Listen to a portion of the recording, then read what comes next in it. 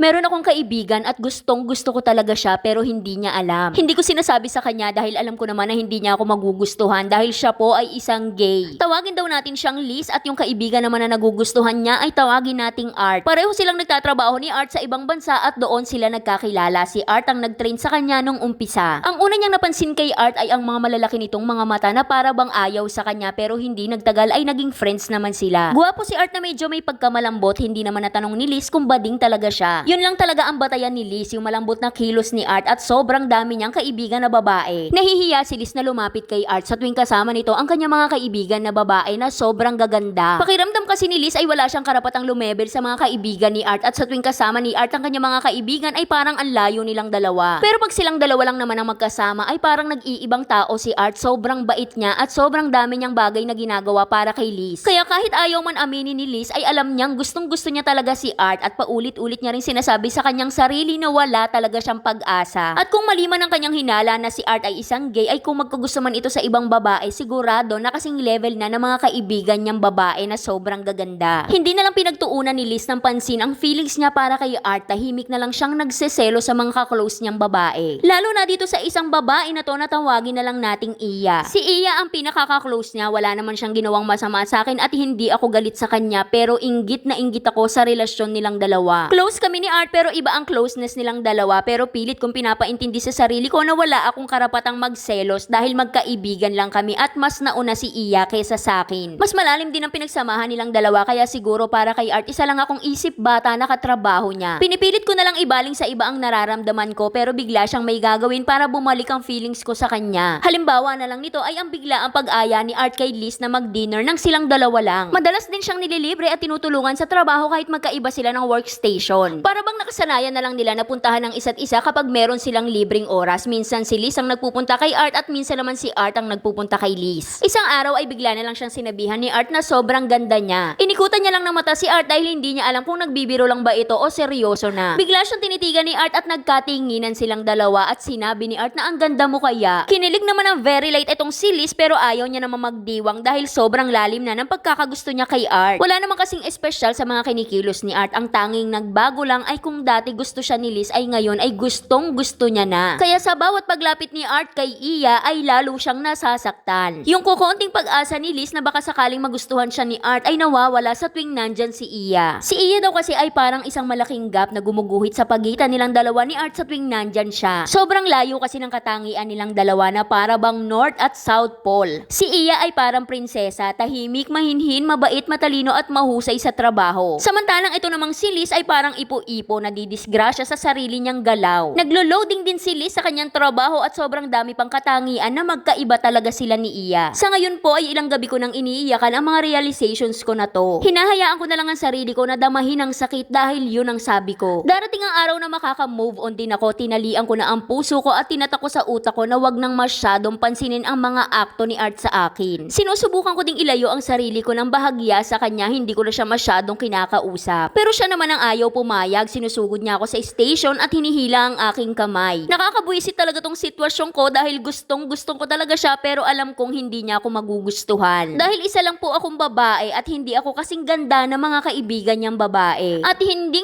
niya malalaman itong feelings ko sa kanya, nek-nek niya. Kung ano man ang mga kaganapan sa susunod, ine-enjoy ko na lang, bahala na. Hanggang dito na lang, Ate Charis. Hindi po siya humihingi ng advice pero gusto niya lang ikwento ang kanyang love story na kaming dalawa lang ang kinilig. Kinilig din naman kasi ako ng very light kahit sabihin mo na hindi kanya magugustuhan at isa kasama mo yung taong mahal mo. Mahirap magmahal sa isang tao na alam mong hindi ka kayang mahalin pero hindi ka sure dahil hindi naman confirm. Kaya ang masasabi ko na lang ay i-treasure mo na lang yung mga moment na magkasama kayo dahil pagdating ng araw ay babalikan mo yung mga memories na yan. Kaya graduate ka na, John Aris Sanggayan, Raven Hope Ignacio, Angelica Panotes, Jaira Javier. At para sa mga gustong sumulat, dito lang po yan sa ating Facebook page na Saycar. Huwag kalimutan mag-follow para alam mo kung ano namin bukas. Bye-bye!